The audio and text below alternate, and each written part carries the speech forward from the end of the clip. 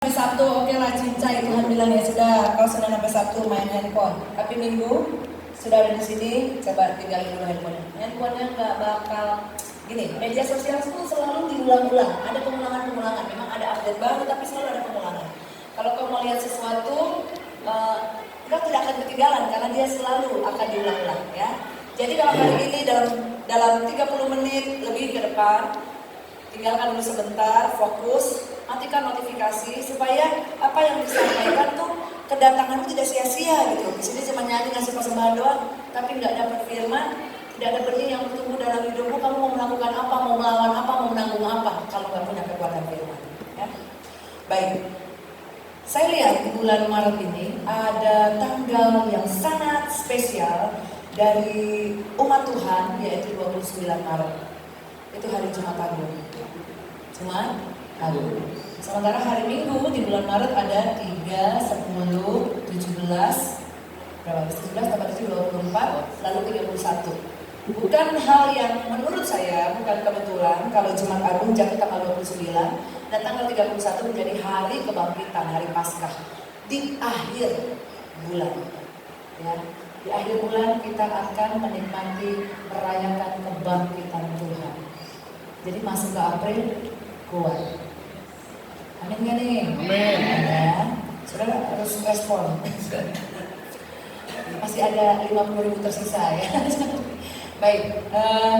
Nah karena ini bicara tentang menuju ke Jumat Agung, saya berharap ini adalah pembicaraan awal kita bicara tentang Yesus yang akan menghadapi penyaliban. Jadi semua hamba Tuhan yang akan saya percayakan memberitakan firman di bulan Maret ini, jangan bicara yang lain kecuali tentang Yesus yang menanggung semua penyaliban. Ya, tentang penyaliban Tuhan. Saya akan mulai dari awal di mana dia harus bersiap atas itu semua. Kita buka ya bersama-sama. Mari sekali lagi kita tundukkan kepala kita.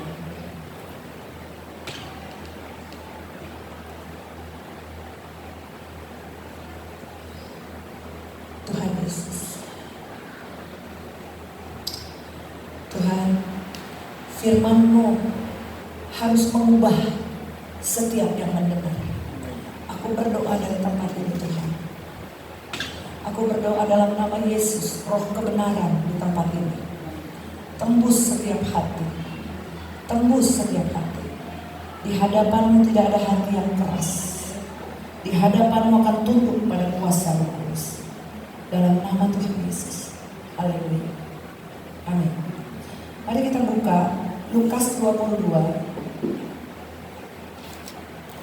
Handphone saya ada gelang dari anak murid. Harus dipakai selalu katanya.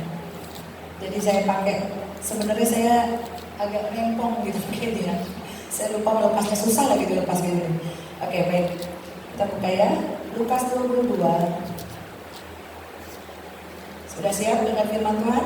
Ya. Sudah ya? Firman Tuhan katanya kalau kebenaran akan memerdekakan. Bila roh Allah ada di antara kamu, roh itu memerdekakan.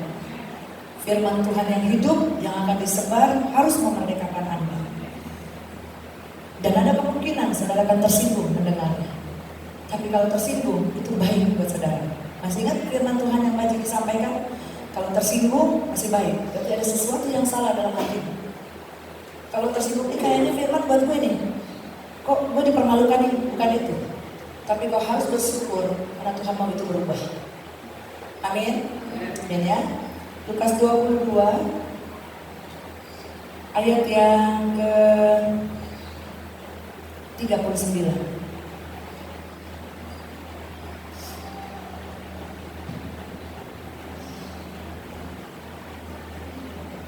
Di Taman Getsemani. Lalu pergilah Yesus keluar kota dan sebagaimana biasa ia menuju Bukit Zaitun. Murid-muridnya juga mengikuti dia. Setelah tiba di tempat itu, ia berkata kepada mereka, "Berdoalah supaya kamu jangan jatuh ke dalam pencobaan." Kemudian ia menjauhkan diri dari mereka, kira-kira sepelempar batu jaraknya. Lalu ia berlutut dan berdoa, katanya, "Ya Bapakku, jikalau Engkau mau, ambillah cawan ini daripadaku. Tetapi bukanlah kehendakku, melainkan kehendak-Mu lah yang terjadi." Maka seorang malaikat dari langit menampakkan diri kepadanya untuk memberi kekuatan kepadanya. Ia sangat ketakutan dan makin sungguh-sungguh berdoa. Peluhnya menjadi seperti titik-titik darah yang bertetesan ke tanah. Lalu ia bangkit dari doanya dan kembali kepada murid-muridnya, tetapi ia mendapati mereka sedang tidur karena duka cita. Puji Tuhan. Baik Bapak Ibu yang dikasih Tuhan, mari kita ulangi di ayat 39. Pergilah Yesus keluar kota dan sebagaimana biasa. Baik, kalau ada kata sebagaimana biasa, berarti biasa dilakukan seperti itu. Yesus biasa menuju ke Bukit Zaitun. Di Bukit Zaitun ada taman yang kata Wikipedia, taman itu masih ada sampai sekarang, dan taman itu salah satu taman terindah. Saudara, apa yang saudara bayangkan kalau saudara berada di taman? Ayo, apa yang Anda bayangkan kalau Anda berada di taman? Yuk kita ke Taman Budaya Sentul yuk. Saudara belum pernah nih. Begitu sampai di taman itu, apa yang saudara akan lakukan pertama kali? Foto-foto ya, biasa foto. Foto. Yang dipoto saudara duluan apa tempatnya? Tempatnya, wah abis itu pasang status kan? Lagi disentuh, asik. Itu, kurang meyakinkan. Bisa aja ngambil di Google gambarnya. Minta tolong orang yang lewat siapa kayak mana kecil mau tukang sampah, tolong fotoin Pak. Kayak gini ya, kayaknya gitu ya. Bikin foto. Baru pasang lagi status. Ada di sini gitu. Ya kan? Di taman terindah. Salah satu taman terindah. Taman Sentul, sudah ada yang pernah ke Taman Budaya Sentul? Belum? Ngapain kita ke situ yuk? Oh udah ya tuh. Bagus nggak Bang? Sayangnya kita nggak boleh jajan sembarangan gitu ya, karena di situ tempatnya kita makan di situ gitu ya. Cari jajan di situ ya. Tapi tempatnya itu bagus. Saya juga katanya belum pernah. Tapi saya penasaran. Kita ke situ aja kali kaum ibu ya, sama kaum bapak ya, boleh ya? Boleh lah ya. Boleh dong. Makasih ketua kaum ibu kok lagi di kampung. Ketua kaum bapaknya apa? Kita ke Taman Budaya Sentul Pak. Kalau ada Taman Budaya Batak saya ajak Pak. Taman Budaya Sentul ya. Serius nih, rancang. Kalau ada duitnya pasti ada duitnya Pak. Beri-beri aja kita berdoa 42 juta untuk 80 orang. Tuhan kasih 21 juta untuk 40 orang. Nah, Tuhan adil ya. Ada, duitnya pasti ada. Yang penting mau aja. Mau berdoanya juga buat pengadaan duitnya ya. Oke, yang saudara bayangkan di taman, saudara akan berfoto. Tapi yang Yesus lakukan biasanya berdoa. Dan dia mengajak murid-muridnya. Saudara ke taman ngajak saya nggak? Kalau mau pergi ke taman. Atau kalau ke tempat yang indah, saudara hanya ingin menikmati sendiri dan ngajak-ngajak. Saya pernah ajak kaum ibu ke Bukit Doa Salomo. Benar ya? Itu bagus nggak? Bagus. Itu bagus. Itu diajak berdoa aja, saya masih ngintip nih. Masih pada lihat-lihat, saking kagumnya sama baik Allah di situ. Ya, baik. Sekarang mari kita lanjutkan. 40. Setelah tiba di tempat itu, ia berkata kepada muridnya, berdoalah supaya kamu jangan jatuh ke dalam pencobaan. Mengapa Yesus memilih tempat itu? Alkitab bilang seperti biasanya, sebagaimana biasanya. Dia biasa di situ. Kenapa dia pilih tempat itu? Saudara dengar baik ya. Di Bukit Zaitun, di Taman Getsemani itu, Yesus bisa melihat 3 tempat. Yang pertama, kota Yerusalem. Yang kedua, Bait Salomo. Yang ketiga, Benteng Antonia, tempat di mana Pontius Pilatus tinggal. di tempat itu, di taman Getsemani itu, dia berdoa, dia bisa melihat 3 tempat itu. Alkitab berkata, saat dia berdoa, dia menangis. 2 kali Yesus menangis atas Yerusalem. Yerusalem, Yerusalem. Seperti, masih ingat siapa yang tahu?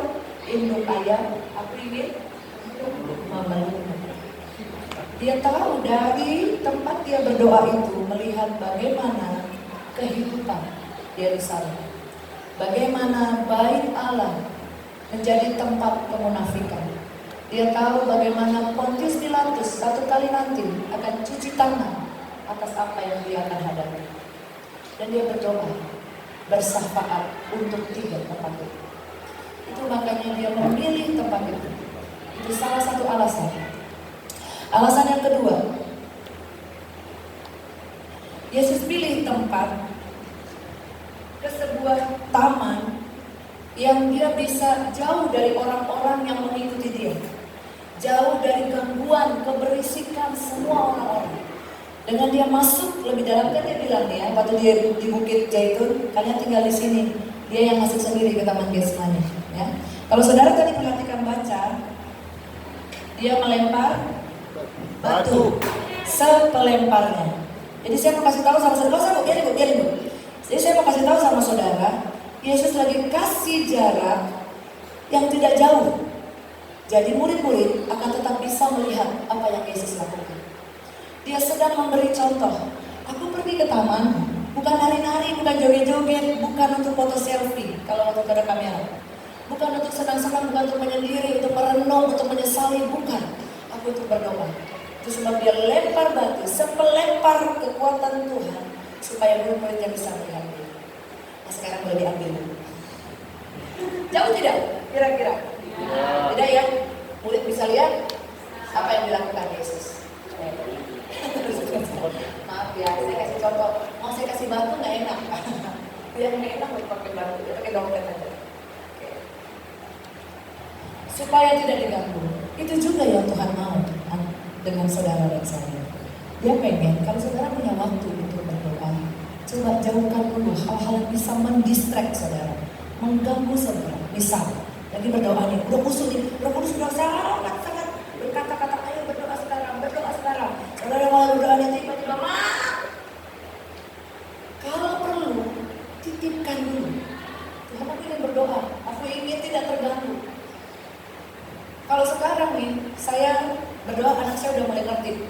Saya udah matiin handphone, saya udah duduk di meja makan. Sekarang tempat mesbah saya meja makan. Karena saya nggak punya tempat lain lagi selain meja makan. Buat saya tuh udah tempat saya merenung. Di meja makan itu saya bisa bicara banyak. Termasuk ketika saya bilang sama Tuhan, sekalipun Engkau tidak memberiku makan, aku tidak akan berhenti menyembah. Yang saya ucapkan kepada Tuhan di waktu permohonan saya. Kalau saudara punya waktu-waktu seperti di Taman Getsemani yang tidak ingin diganggu oleh orang lain, berdoalah, katakanlah apa yang sedang engkau alami. Karena engkau tidak mungkin bisa menanggung perkara apapun di luar sana tanpa berdoa dengan Tuhan. Punya waktu dulu sama Tuhan.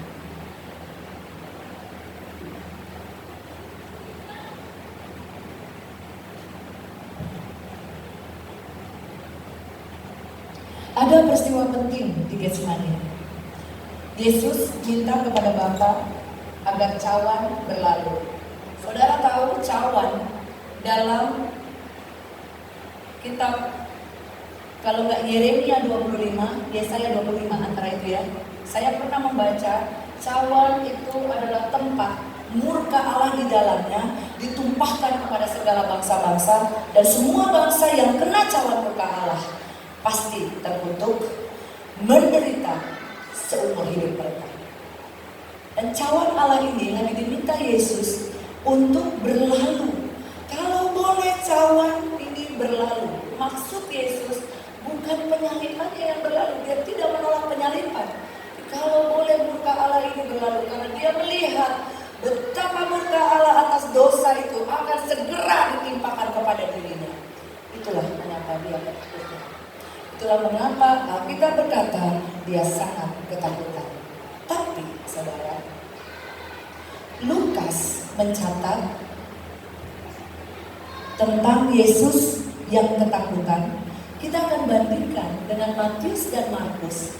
Cerita yang sama, tetapi fokusnya berbeda. Saudara perhatikan nanti di Matius, atau kita buka sekarang untuk membuktikan ya. Matius 36. Coba, 26. Matius 26 ayat 36. Ayat 38 sampai 36. Matius 26. Yuk coba kita buka dulu deh. Ya biar saudara perhatikan apa perbedaannya.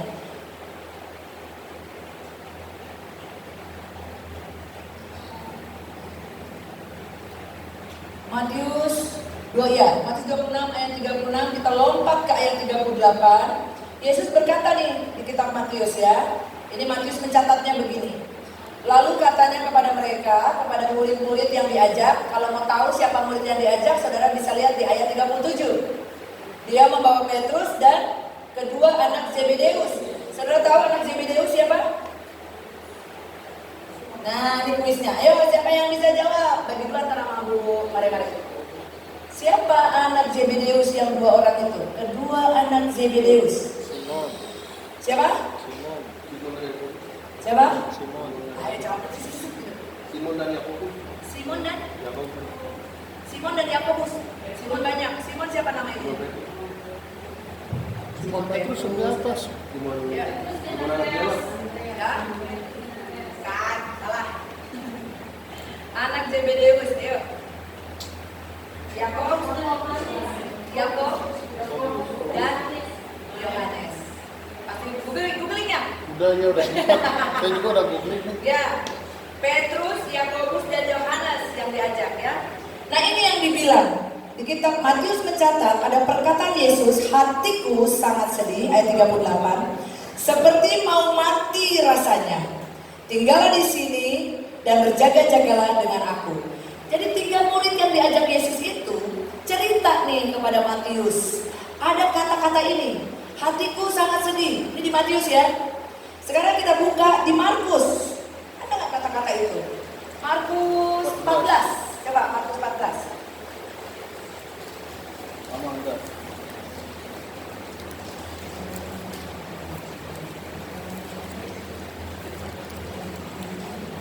Ayat 34. Judulnya sama tuh, di Taman Getsemani. Katanya kepada mereka, ayat 34 ya, Markus 14 ayat 34, hatiku sangat sedih, seperti mau mati rasanya, tinggallah di sini dan berjaga-jagalah. Sama nggak Matius sama Markus nyatetnya? Sama ya.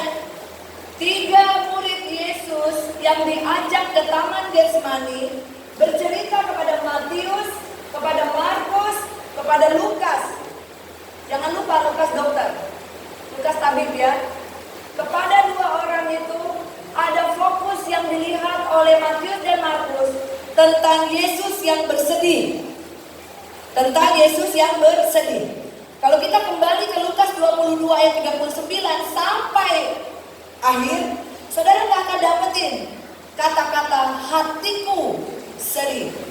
Gak ada. Lihat, Lukas tidak berfokus kepada perasaan Yesus. Lukas tidak berfokus kepada apa yang dicurhatkan Yesus kepada murid-murid yang diajak. Saudara mengerti? Tapi Matius sama Markus fokus ke perasaan Yesus. Saudara jangan fokus sama perasaan saudara. Karena kalau kita Lukas saudara baca, saudara akan lihat hanya di Lukas yang mencatat ketika Yesus lagi berdoa sungguh-sungguh, malaikat datang memberikan kekuatan. Cerita itu kok gak nyampe di Matius dan Markus. Saudara ngerti ya? Yang cerita 3 orang. Yang dengar kan murid-murid di banyak nih, di bawah tuh di Bukit Zaitun itu, ya. Tapi Matius Markus fokusnya hanya Yesus yang hatinya sedih. Sementara Lukas, dia tahu Yesus ketakutan, tapi dia melihat siapa yang datang menguatkan Yesus. Malaikat Tuhan datang. Saudara perhatikan, ya. Tidak ada kata hatiku sedih. Lukas mencatat dia tidak fokus pada perasaan Yesus. Dia hanya fokus bahwa apa yang diderita oleh Yesus, ada kekuatan yang akan diberikan kepada dia. Fokus pada itu. Ada malaikat datang ketika Yesus berdoa. Dan hanya Lukas yang mencatat. Luar biasa kan? Saudara mungkin dengar saya khotbah hari ini. Bisa jadi yang saudara tangkap pun tidak sama. Kalau saya lagi kesaksian, misalnya kesaksian diberkati sekian uang, misalnya. Mungkin yang saudara fokus enaknya jadi ibu gembala, dapat uang. Saudara gak lihat ada Tuhan yang dengar saya memohon, saya nangis, saya minta. Saudara mungkin gak lihat itu. Saudara mengerti? Itulah yang terjadi pada Matius dan Markus. Sayang sekali, fokusnya hanya pada perasaan Yesus. Sementara Yesus tidak pernah bergerak dengan perasaan. Memang betul ada catatan. Lalu hatinya menjadi sedih. Lalu ibalah dia. Lalu masgullah dia. Memang betul. Tapi itu bukan perasaan yang menggerakkan Yesus untuk minta dikasihani. Bukan. Itu sesuatu untuk menggerakkan kuasanya kepada Anda dan saya. Dan di kitab Matius dan Markus, saudara tidak melihat ada malaikat datang memberikan kekuatan. Lihatnya cuma di Lukas. Ini dokter nih ya. Oke. Apa yang terjadi kepada Yesus ketika dalam ketertekanan? Karena ini seorang tabib, dia tahu kalau orang tertekan itu akan merasakan beban yang sangat berat. Para ahli kedokteran tuh bikin penelitian antara tikus yang stres dengan tikus yang senang. Gak bisa pakai manusia dulu nih, pakai tikus dulu. Tikus yang stres mengalami, jadi ada tuh diagramnya, lama-lama habis oksigen dalam darahnya. Sementara tikus yang riang makin lama, walaupun gak dikasih makan, yang ini dikasih makan nih, yang tertekan nih. Yang tertekan dikasih makan, tapi oksigennya lama-lama habis karena berada dalam ketakutan.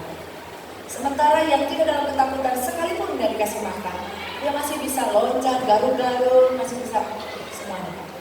Minggu lalu kita belajar Raja Daud saat tertekan, dia menjadi pura-pura gila. Pura-pura gila. Bahkan ludahnya sampai janggut. Kayak apa tuh? Harga dirinya hilang di tempat musuh. Saya mau kembali kepada Yesus. Alkitab bicara tentang eluhnya yang menjadi darah tertumpah ke tanah. Alkitab yang ngomongnya, saudara baca aja dulu. Tertumpah ke tanah. Dan itulah penebusan pertama atas darah Yesus. Tanah di Taman Getsemani kena darah Yesus. Ini menggambarkan kalau dulu di Taman Eden ada Adam pertama, manusia pertama yang berbuat dosa, sehingga Tuhan bilang waktu jatuh dalam dosa, Tuhan tidak mengutuk manusia, Tuhan mengutuk tanah. Terkutuklah tanah karena engkau, karena si ular. Terkutuklah tanah karena engkau. Tuhan mengutuk tanah. Di Taman Getsemani, darah yang tertumpah menebus tanah itu. Kemanapun kita pergi, dalam kondisi apapun, saudara mesti ingat setiap tanah yang kita injak adalah tanah tebusan darah Yesus. Saudara jangan pernah lagi, saya berharap saudara jangan pernah lagi, hati-hati lewat situ katanya ada penunggunya. No, sudah ditebus oleh darah Yesus. Benar ada makhluk-makhluk gaib karena dulu seperti malaikat dibuang ke bumi, waktu bumi lagi kosong-kosongnya, belum ada penciptaan, betul, dan mereka menguasai lautan dan sebagainya. Tapi sejak Yesus menebus semuanya di atas kayu salib, tanah pun termasuk, dan dibuktikannya di Taman Getsemani. Itu darah yang pertama kali. Saudara terbuat dari apa? Tanah. Saudara sudah ditebus di Taman Getsemani jauh sebelum dia disalibkan.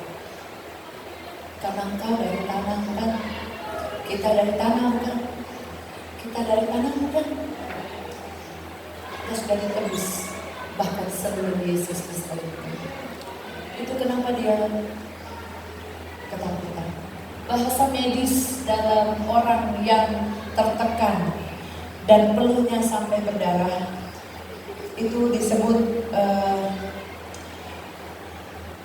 hematodrosis, kehabisan oksigen di dalam darah karena tertekan. Jadi pembuluh-pembuluh darah yang halus di bawah kelenjar keringat itu pecah, makanya keringatnya peluh berdarah. Apa yang dialami Yesus mungkin kita anggap seringkali kecil, mungkin kita anggap sebagai bagian yang tidak bisa kita fokusin. Tapi kita nggak berfokus dengan ceceran darah yang cuma kayak keringat itu. Tapi Lukas bilang ada malaikat datang yang memberikan kekuatan, mencatatnya dengan sangat jelas. Saudara, di bulan Maret ini saya bukan sedang menakut-nakuti saudara ya, bukan sama sekali. Saya tidak mau memberitakan ketakutan dari tempat ini. Saya mau saudara tahu bahwa apapun yang akan kau hadapi di sisa bulan Maret ini akan menodong semua yang ada dalam hatimu. Kalau kau takut, kau akan dibuktikan jadi mau takut terus atau mau jadi ambil sikap untuk berani. Kalau kau ragu-ragu, kau akan dibuat untuk menentukan sikap mau memutuskan berani atau mau aman-aman saja. Di semua kondisi saudara di bulan Maret ini, percayalah segala perkara akan dapat ditanggung di dalam Dia. Mungkin akan ada air mata, itu mungkin, dan itu sangat manusiawi. Mungkin ada kemarahan, mungkin sangat manusiawi. Mungkin ada juga kepatah hatian atau kemunduran, rasa ingin tidak mau melakukan apa-apa lagi. Mungkin ada. Tapi ingat baik-baik, saat kau datang masuk ke dalam taman yang tanahnya sudah ditebus, yaitu taman di dalam hatimu, itu taman di mana Tuhan ada di situ. Berdoalah dan tahu bahwa kekuatan ada dari Dia. Saudara harus ingat itu, kekuatan ada dalam Dia. Jadi kalau saudara udah tahu kekuatan ada dari Tuhan, jangan saudara hindari Tuhan. Jangan saudara tidak memilih tenang aja, Tuhan ada kok, tapi kau gak sujud di bawah kakinya. Itu bodoh namanya. Karena Tuhan sendiri bilang berjaga-jagalah. Mari kita baca ya ke bawahnya ya. Di kitab Matius, Markus, dan Lukas dibilang seperti ini. Kenapa kamu gak kuat? 1 jam aja. 1 jam aja. Waktu itu udah ada sistem, 1 jam itu cuma 60 menit. Itu makanya ada kata 1 jam. Ya. Kenapa kamu gak bisa? Sepelempar batu loh, tadi saya udah lempar ya. Deket, gak bisa. Waktu Yesus berdoa, kira-kira dia tahu gak murid-muridnya tidur? Pasti tahu. Orang tidur cirinya apa kalau pulas? Ngorok, pasti kedengeran kan? Ya anggaplah tidak ngorok. Tapi ingat, Lukas bilang tadi mereka tertidur karena duka cita. Padahal Matius dan Markus bilang yang berduka ini siapa? Yesus. Ini seru. Oke. Dia tahu murid-muridnya tertidur. Lalu dia datang. Nggak dimarahin sih, cuma ditanya. Nggak kuat, 1 jam aja. Berdoalah, berjaga-jaga. Saudara, 3 murid yang diajak oleh Yesus ini adalah orang-orang yang biasa begadang malam. Ingat, mereka adalah nelayan. Mereka biasa tangkap ikan malam. Kok giliran diajak malam sama Yesus buat berdoa? Nggak kuat. Sejam loh Pak. Sejam. Mereka di laut berapa jam? Ada yang di sini bekas nelayan atau tahu kisah nelayan nangkap di laut berapa jam? Kalau mereka berangkat habis sholat isya, mereka selalu, kalau yang muslim yang sholat isya dulu, baru berangkat. Mereka akan balik jam 5 subuh, kalau bisa sebelum sholat subuh dimulai. Berapa jam? Ayo dijawab, berapa jam? Kok kuat? Ini nelayan loh, nelayan teruji. Zebedeus itu nelayan, anak-anaknya Yohanes dan Yakobus juga jadi nelayan. Petrus apa lagi? Tuhan bilang penjala ikan. Biasa begadang kan? Kok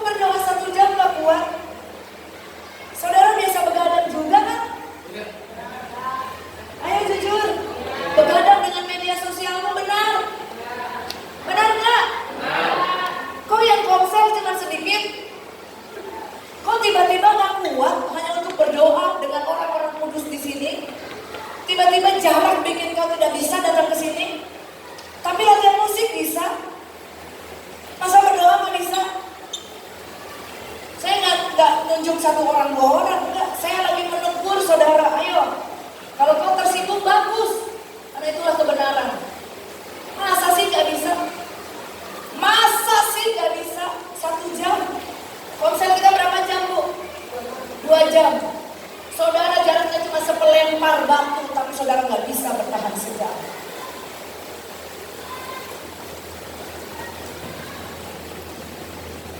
Atau mungkin pasanganmu lagi berdoa, masa sih kau tidak tergugah? Ih, dia lagi berdoa, aku sayang enggak? Masa sih? Jadi ada apa di bayangan saudara tentang Tuhan sampai 1 jam memberikan waktu untuk berdoa saja? Nggak sendiri lagi, suruh sama-sama, nggak kuat. Saya ulangi ya. Kok kalau makan-makan begadang kuat? Mau bakar-bakaran jam berapa kok kuat? Kok hadir semua?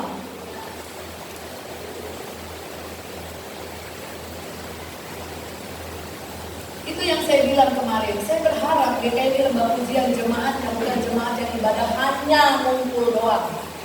Tapi saudara harus berjumpa dengan Tuhan.